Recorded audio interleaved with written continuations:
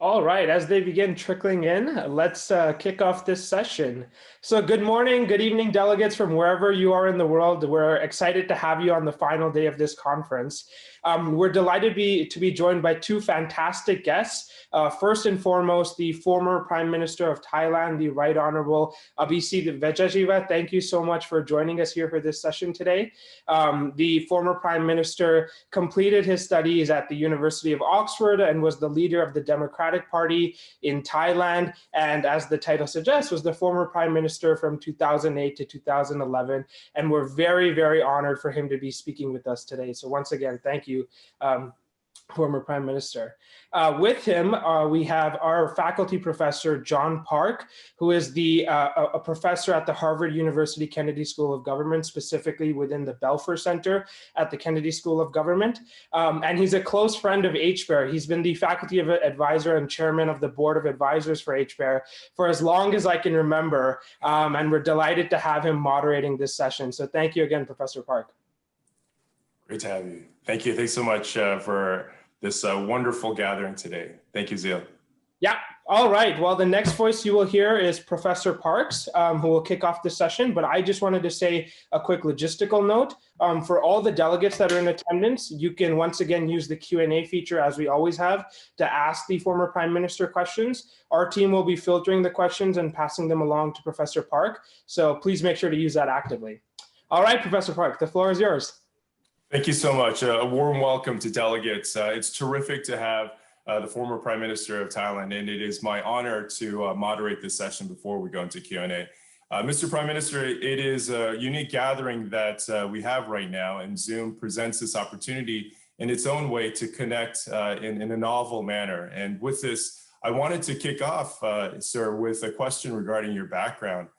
Before we dive into the specific details of the array of public and economic policy you enacted throughout your career, we'd love to learn more about your background and how that shaped your interests. And specifically, after attending Eton College in your early years, you went on to earn a bachelor's and master's degree at the University of Oxford studying PPE. Could you share with us some of the lessons you drew in your undergraduate years and how your education experience in the United Kingdom affected your intellectual development? Oh, that's probably a tough one.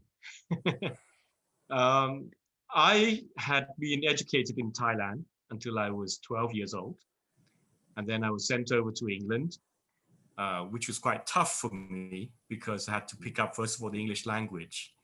And then obviously some of the subjects had a completely different substance, geography, history, and also other foreign languages. So for me, Eton was very tough.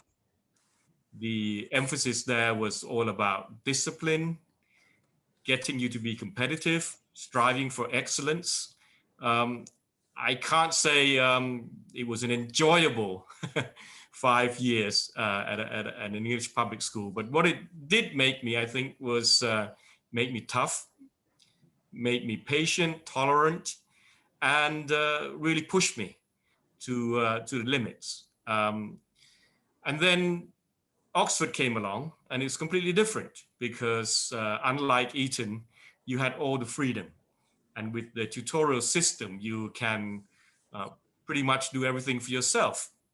The tutorial system was, I think, something that was very, very helpful because it forced you to learn on your own, form your own concepts and thoughts, going into tutorials to be able to argue your case, sharing your thoughts and debating with your colleagues and with your tutor. And there was so much freedom, if you like, because actually very few PPE, philosophy, politics, and economics undergraduates attended lectures, but would spend time pursuing their interests. For me, that also included student politics. Fantastic. Thank you very much. With this, the part, and I think there's a great segue from student politics. What was the factors that lined up that led you to pursue a career in politics? Well, actually, that preceded me going to England. What happened was back in 1973, there was a student uprising or protests in Thailand, demanding a constitution and democracy. I was actually only 9 years old. I certainly don't pretend that I understood everything, but it left a deep impression on me.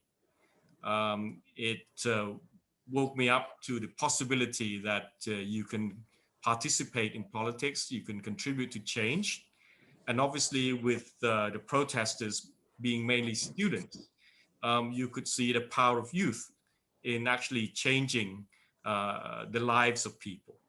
So that basically inspired me, got me interested in politics, and in a way that also made, I made my mind up, and my choice of attending Oxford to read philosophy, politics, and economics was motivated by my desire to get into politics later on. That's great. And this is a great transition now to looking specifically at your experience as Prime Minister. When you took office in late 2008, Thailand was severely affected by the Great Recession. Tremendous amount of unemployment challenges, unexpected contraction of the Thai economy at that time as well. In response, your administration decisively delivered 2 economic stimulus packages that helped ameliorate the worst of the crisis, the first of which came only days after you took office. Can you tell us more about how you put together such a quick response to the economic situation? And additionally, how did your administration decide upon the specific provisions in the stimulus package, particularly its unique emphasis on training and re-education? I think there were 2 perhaps main factors or influences, one economic and one political. The economic one being that we had experienced a financial crisis back in 1997. So that was roughly 10 or 11 years before the Lehman crisis happened. And I was also at the time a minister in the cabinet. And we went through an austerity program, also working with the IMF. And I think that taught us very important lessons, that the cost of the austerity program was very, very high in terms of contraction and so on. And we watched with interest that when a similar crisis happened at the global level, particularly in the West, I think you guys also learned that lesson. So not many countries then went the route of an austerity program, but try to make sure that people can sustain their purchasing power. The other thing that we had learned is that traditional stimulus packages would be looking at maybe public sector government programs, construction projects, and so on. I think the word that you used in the US was that you were looking for shovel-ready projects. And our experience had been that there aren't many shovel-ready projects. The public sector has limited capacity to implement things quickly because of the procurement process and all the red tape in the bureaucracy. And so what we thought we would do would be that we would actually try to put money in the pockets of people as soon as possible. I guess the vocabulary of today would be it's a sort of QE for the people, right? Right.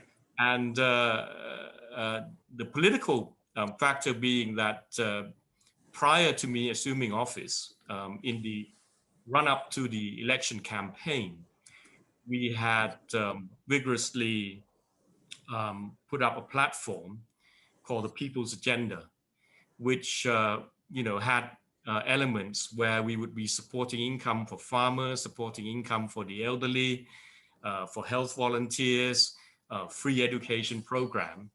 And we were determined also to move away from the more populist style policies of previous administrations.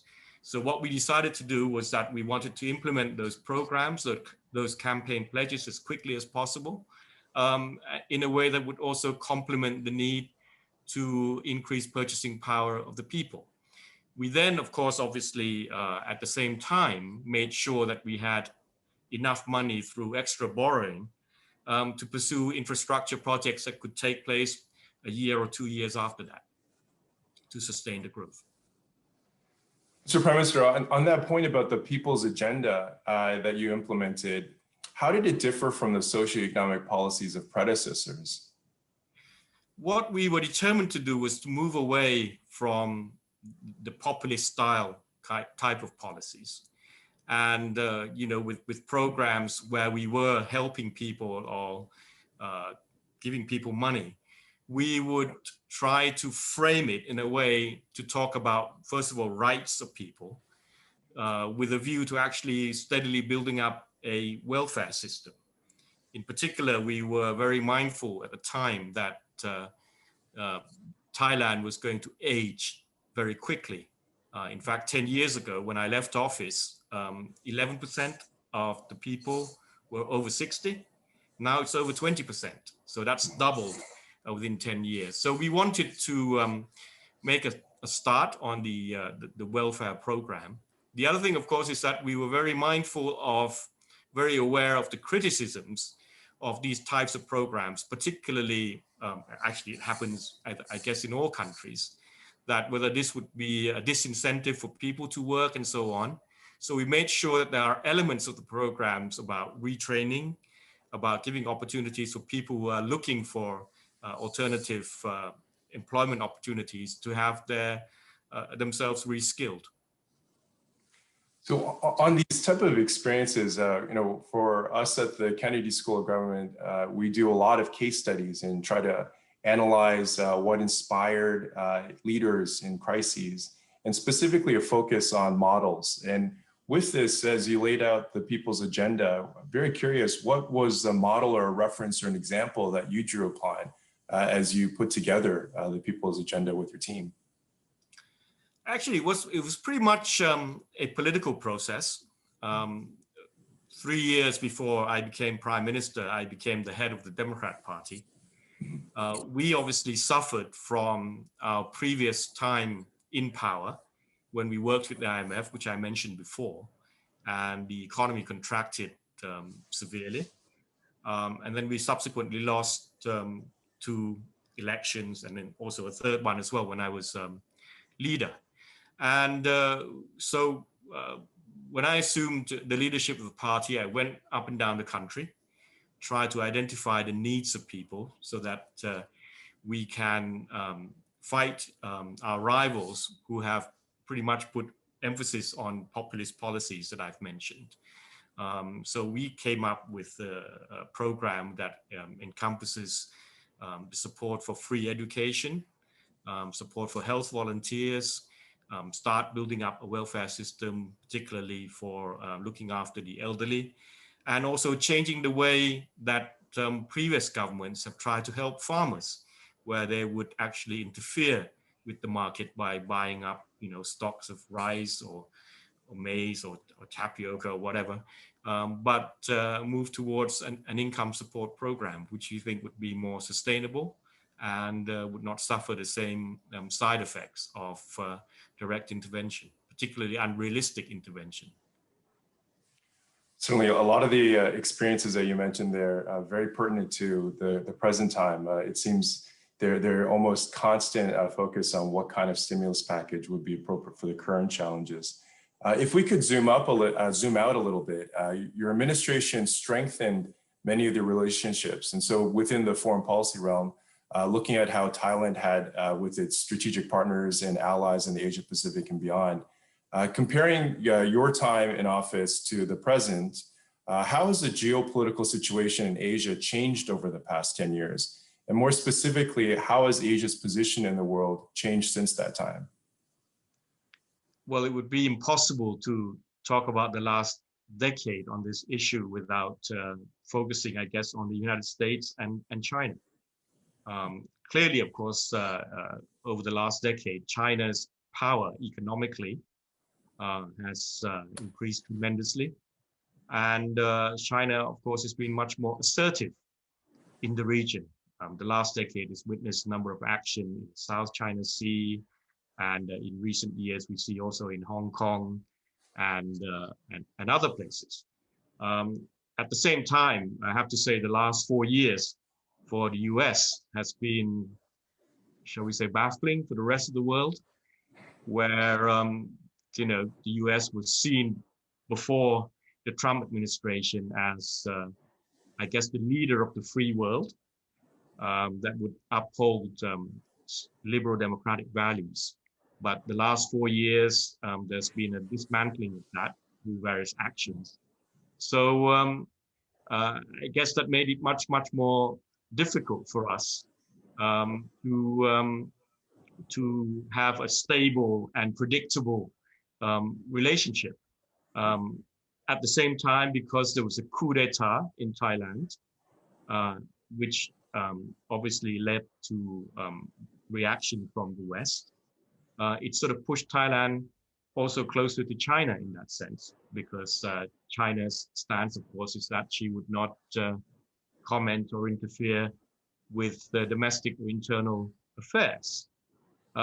So that meant that, that there's a bit of a shift in power and balance.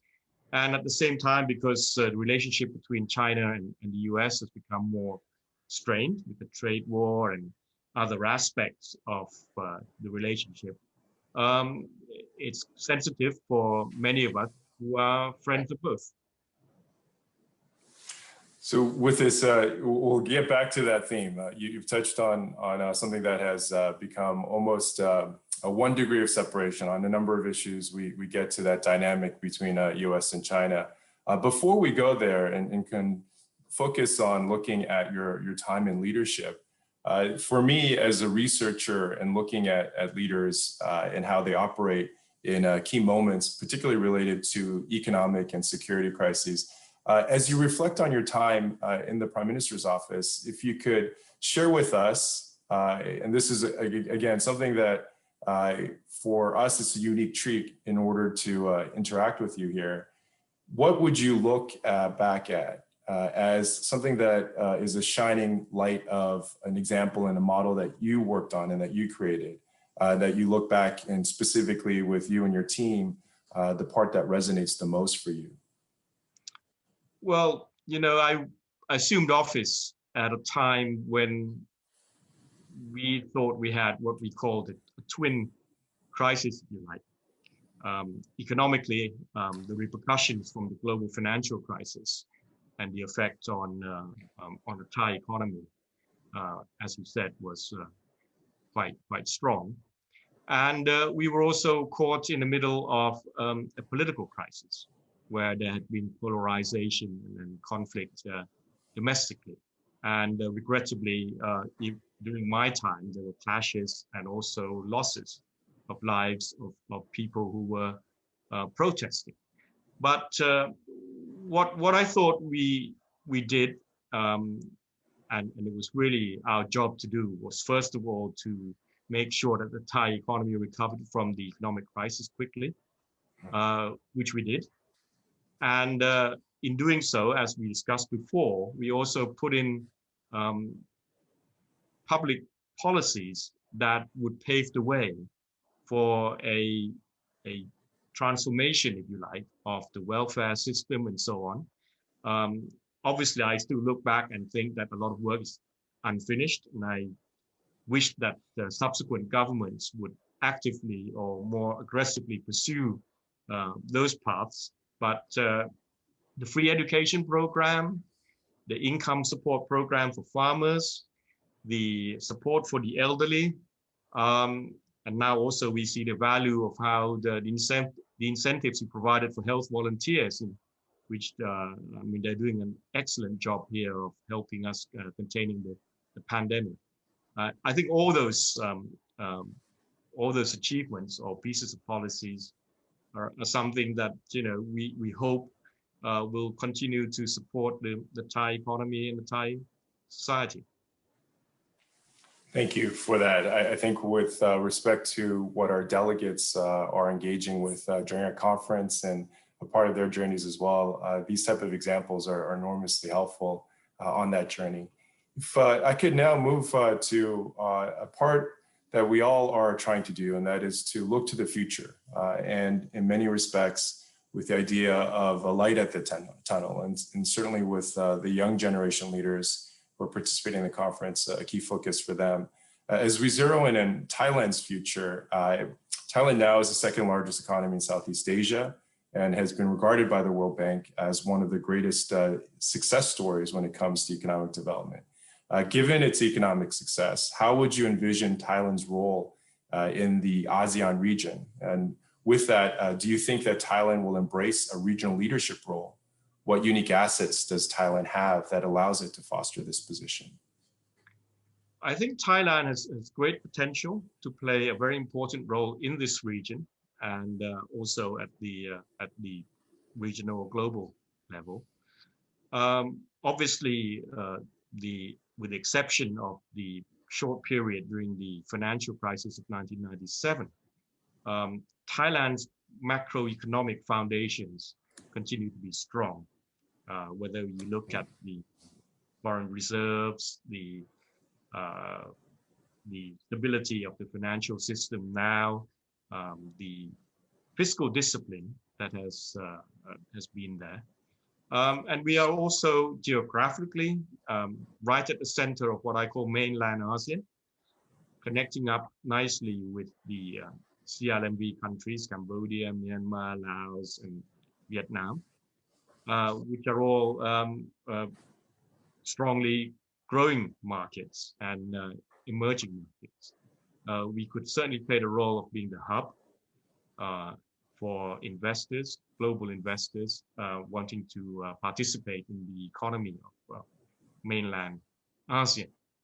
And because we have a long history of supporting the market system, I think that's something that can instill confidence in businesses from all over the world. Having said that, for Thailand to reach that potential, there also has to be substantial restructuring of both the economy and Thai politics. For instance, while we continue to be an important exporter of food, we could do so much more to increase productivity in the agricultural sector.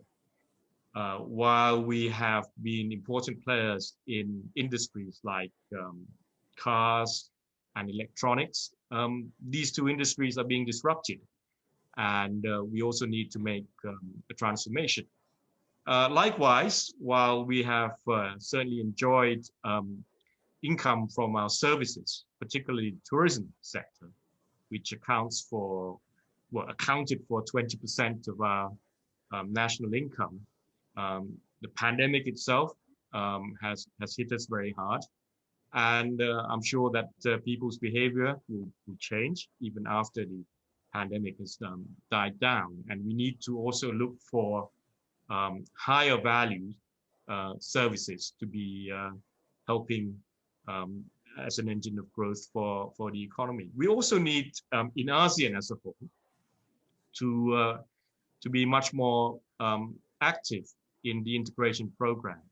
Although we have free trade agreements, we are now in the process of forming what is called the RCEP, the Comprehensive Economic Partnership in the region. But the depth of that integration is still not as it should be. And with the rise of China, India, with the continued tensions in the global trading system, I think ASEAN solidarity needs to increase. You mentioned a number of areas that I think great reference points in terms of the remarkable achievement and track record of ASEAN, but really part and parcel to the leadership in the region. I wanted to return to the theme that we discussed a little earlier in our conversation, and that is the incredible struggle as events play out between the United States and China. This is truly a high type of impact series of events that are unfolding in real time. In recent years, we've seen this relationship grow in positive ways, but most recently strained. And with this, the most recent evidence of that is the trade war between the two countries and the Trump administration sanctions on Chinese tech companies.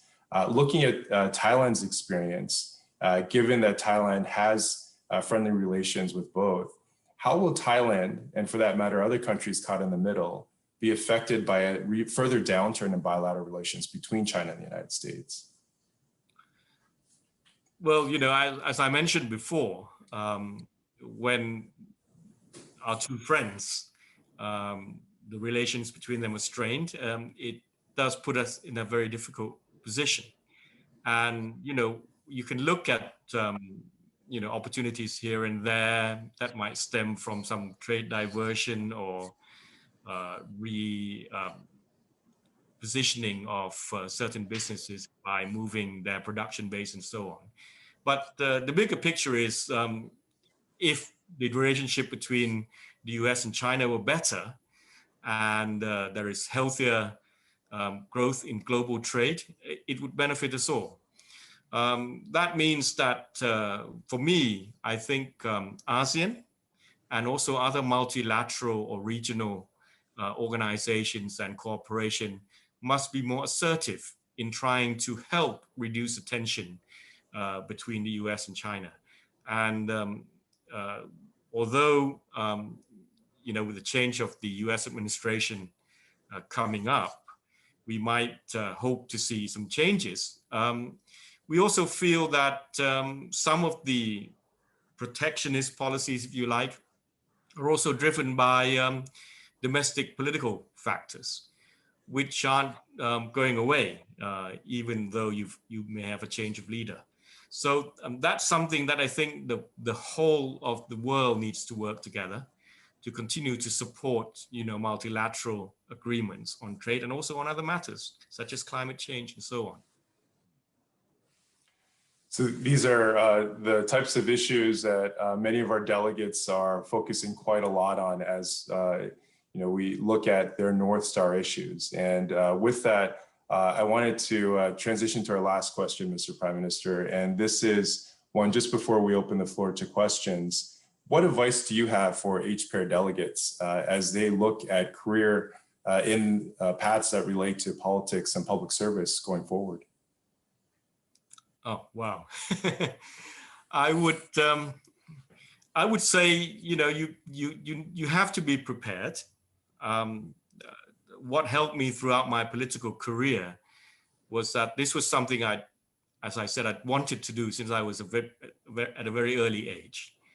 And I did what I can to prepare myself, not just in terms of my academic pursuits and background, but also, I took time when I had time off.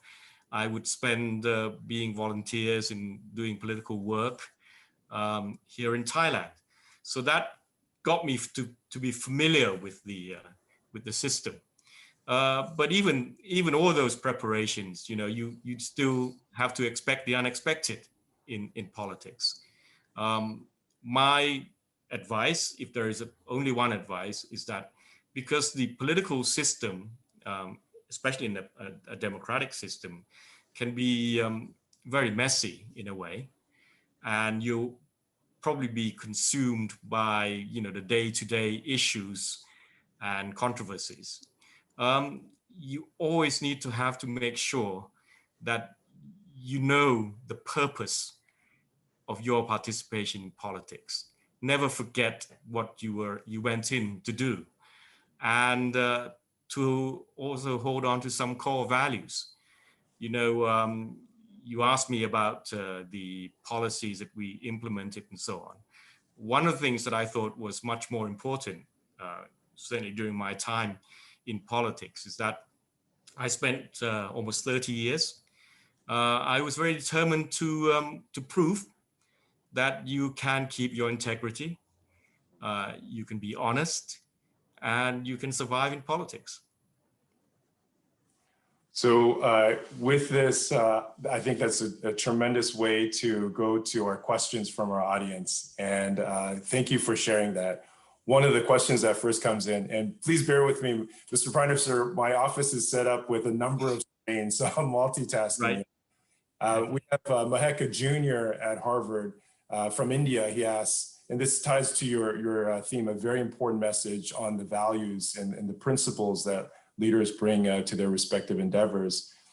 He asks, I wanted to ask in terms of leadership, as you've met other world leaders in the course of your work, and as you pointed out, you came into office during the time of the Great Recession, and we saw the G20 and a level of interaction multilaterally, frankly, that was unprecedented given the scale and the scope and how quickly that unfolded. So Mahek was wondering what trait or traits would you say is most important for people who want to be political leaders? And you touched on this with a very important principle and characteristic of integrity, but if you could build on that theme, that would be very helpful. Sure. You know, I think the basics for any good leader or politician is the issue that I mentioned already about integrity and so on. But in the end, you're there to serve the people. And there are two things that you need to do. Always be in tune to what people's needs are. And in this very fast changing world, you know, new issues, new pain points coming up all the time. So you need to keep up with that. At the same time, you also need to learn about the possibilities of dealing with those problems. And therefore, you need to open up your eyes to you know, experience that you can learn from all over the world. There's always a temptation, almost in all countries, where politicians are consumed and think that all politics is local. One thing that they often don't notice is that actually so many countries share the same problems, and you can learn a lot from outside. And you know, when we talk about a lot of the problems today, looking ahead, it's going to need solutions that cut across borders, whether it's climate change, whether the need to deal with how technology can be accessible and fair to everybody and so on. So I think that will be certainly something that you would look for from leaders. You mentioned the G20 when the financial crisis hit. I was very fortunate. I attended an event, World Economic Forum, and met with then UK Prime Minister Gordon Brown, who was also the chair of G20. And because we had a good discussion, he then invited a representative of ASEAN to join the G20, and Thailand was the chair at the time. And I think it was important that you had leaders who can discuss matters in a more informal sort of setting rather than prepared speeches and so on.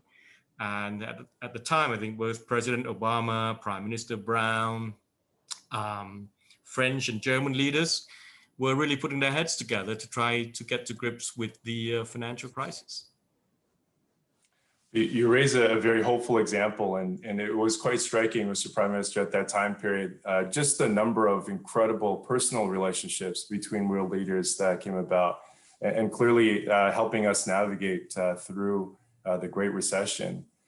With this on the theme of navigating, the next question that comes to us is from Thailand. And Savik, who is a delegate from Thailand, asked the question related to your advice and observations, and elaborating on your earlier question and response segment that we had, but looking at how for Thailand, as Thailand looks to grow in the future as well economically, how Thailand can navigate, what lessons you have for Thailand to navigate the relationship with China. With China, yes. The relationship between Thailand and China had been strong, and China has been a very important engine of growth for not just Thailand, but the rest of the region. During my administration, we strengthened ties in terms of trade, investment, tourism, and so on. But now, obviously, China has the Belt and Road Initiative, which is something that I wish ASEAN as a group would tap into to complement its own connectivity agenda. I think if you can bring China and ASEAN closer, and you obviously also increase the economic ties, a better understanding will follow. You know, when countries trade with each other, when countries' economic prospects are intertwined, they would be less inclined to enter into a conflict with each other. Well, we certainly hope that positive interaction is a theme on the immediate horizon. Our next question comes from the United States. Meg Fitzgerald asks, one of the interesting things about Thailand is that it has the political structure where there is a king above all and next a prime minister leading the country. How do you manage your relationship with the crown while also focusing on your own political agenda? The king's, I think everybody, well, many people have probably watched The Crown on Netflix. Strictly, the king's role is to advise and be advised. Now, obviously, during my time, King Rama IX, throughout his long reign, has established incredible power through his charisma and through his wisdom and leadership. But certainly during my time, he did not interfere with the day-to-day running of the government.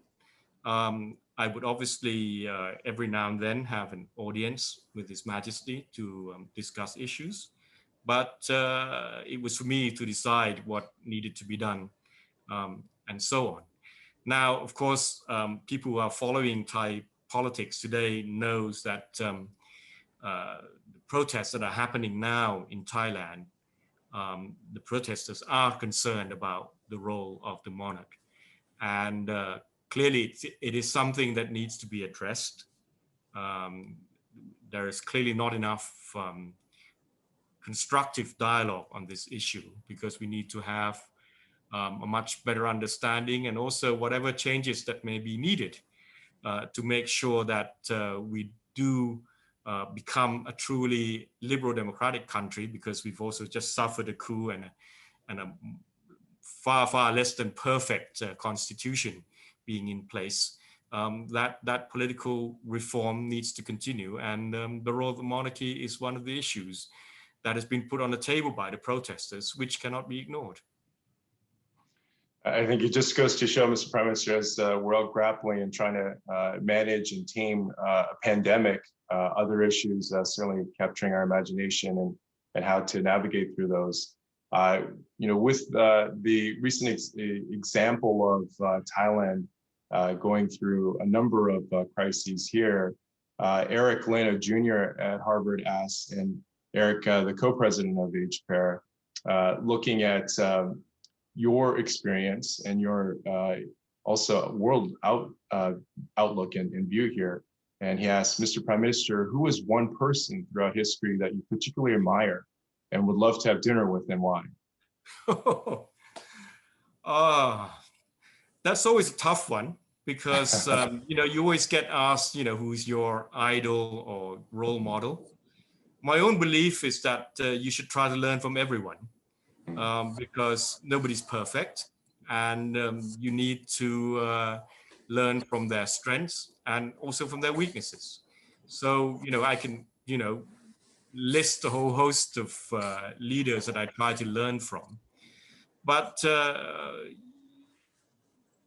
guess for me, obviously, when I was inspired to be interested in politics, you know, the President Kennedy was a leader that pretty much characterized what a young person can do and what kind of inspiration and hope you can instill in people. But, you know, his term was cut short, and it wasn't really about the specific policies, but it would certainly be fascinating to be able to talk to a person that inspired so many in my generation. Mr. Prime Minister, if I can make a quick plug for my faculty colleague, Professor Fred Logoval, he just came out with his latest biography of JFK, and he drew on JFK's student papers. So in the Harvard archives, a tremendous amount from his writing and the papers that he wrote as a student. So I highly commend that to you, and I will send you a link after on that book. Right. And I do imagine for Eric's question, there is a factor of who's paying for the dinner as well. But I do agree with you on the incredible experience and opportunity to have that kind of conversation with former President JFK there. With Jessica Wu now, we have a question looking at your favorite memory when you were in office as Prime Minister. And the part about what made you the most happy related to that particular memory and why? I wouldn't say there were sort of specific events and so on, but the thing that I was most happy with was when I actually met people who had benefited from what we did. So when I went up and down the country, and an elderly person comes up and thanks me for the income support program, the farmers who had made losses year in, year out, and was managed to pay off his debts, a kid that had opportunity to attend school and subsequently university. It's when you meet those people that you're most happy. That keeps you going, and reminds you what you're there to do.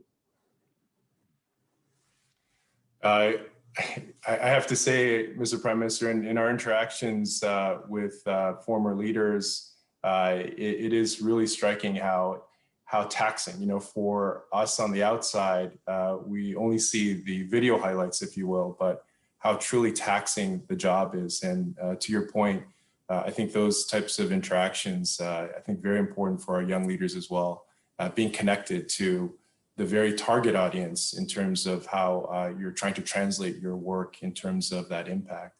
So we have another question from Thailand. A Harvard student there, Fresh, asks, when you look at the youth in Thailand, and particularly young leaders aspiring for a larger office and a larger stage here to affect that kind of change, clearly and this is something to draw your memory back and your recollection, your experiences to that time as a young leader yourself and aspiring for higher office. How do you bridge that gap in terms of making that connection as a leader of today, a leader of tomorrow, I should say, with the leader of the day? Well, I'd like to think I'm not too old. No, I think, whatever I agree or disagree with the current protesters, young protesters, I am glad to see that we have a new generation who genuinely cares about the country. I mean, only 2-3 years ago, I think so many people in Thailand were complaining that the youth of today are apathetic, they're not interested in public affairs and politics. And here we are. We have a movement that clearly wants to, participate, and a generation that wants to write its own future. Now, I think without going into the specifics of their demands, I think what is clear is that Thailand's political and economic structure need to be reformed, and it needs to go in a direction that will instill confidence in young people that they have a bright future. Simply put, for me, the country needs to be more democratic, needs to be more decentralized, needs to value freedom and liberty, and allow young people to express themselves and participate more. So I don't have any difficulties in understanding where they're coming from and the reasons behind their demands. And in my public statements that I make, I don't make too many of those these days because I've withdrawn myself from politics. I keep reminding the leaders that they need to listen. And even if they don't agree with the protesters, they need to have a constructive dialogue on all the issues that have been raised. Well, we certainly hope that there are more that come into that fold of young leaders, and that combination of youth and leader, I think, is such an important one for all of our societies. With the next question here, if we could switch gears a little bit, Avijan from India asks, respected Prime Minister, what are some of the books you highly recommend that impacted your worldview, some of the formative type of impacts? Oh, they're keeping you on your toes, Mr. Prime Minister. I have you know, before I joined politics, I was a lecturer. So I mean, I continue to read a lot of the academic books. And even until today, I read a lot. Now I think my focus is very much on the new economics that needs to take shape. I think the market system, given now the degree of inequality, the threat of monopoly or market dominance by big tech firms, and the fact that I think it's been proved time and time again that some of the assumptions of the old economics, particularly about people's behavior, may not stand up to the experience that we've been through. So, you know, I read a lot of books on these issues. And at the same time, over the last two decades, certainly, there's been a great recession of liberal democracy the world over. So lots of insights from many books now about why this has happened and what we need to do to correct that. So, I mean, I'm sort of consumed by these things. I probably disappoint you by not mentioning one book that will say that, you know, has inspired or informed me in my political endeavors. Great. Thank you, Mr. Prime Minister. The next question here we have from Julian Zhang, who is a student from Singapore. And Julian asks, and this is uncanny how we're going in this particular order. He has a question on AI technology. With the increasing rise of AI technology and automation of certain high labor industries over the next few decades, how do you see the reskilling of workers in Thailand to better adapt to this new technological globalization? Right. Well, I believe that in Singapore, you have a program where people are given coupons to reskill themselves, and they can spend that coupon in with the private sector in particular. I like that model a lot.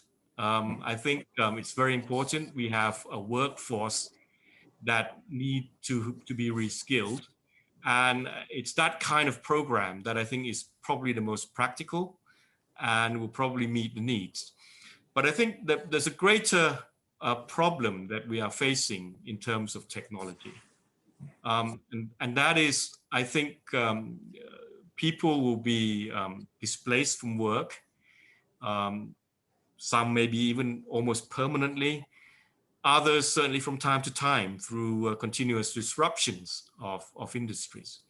And therefore you need to have not just reskilling programs, but also some kind of guarantee of economic security.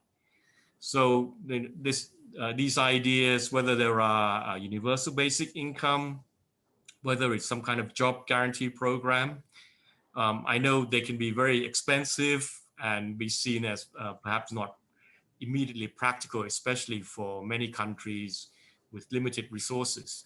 But the philosophy, the ideas behind this, very important. I also believe that there is now need to get to grips with the monopolistic power of the big tech companies, not just economically.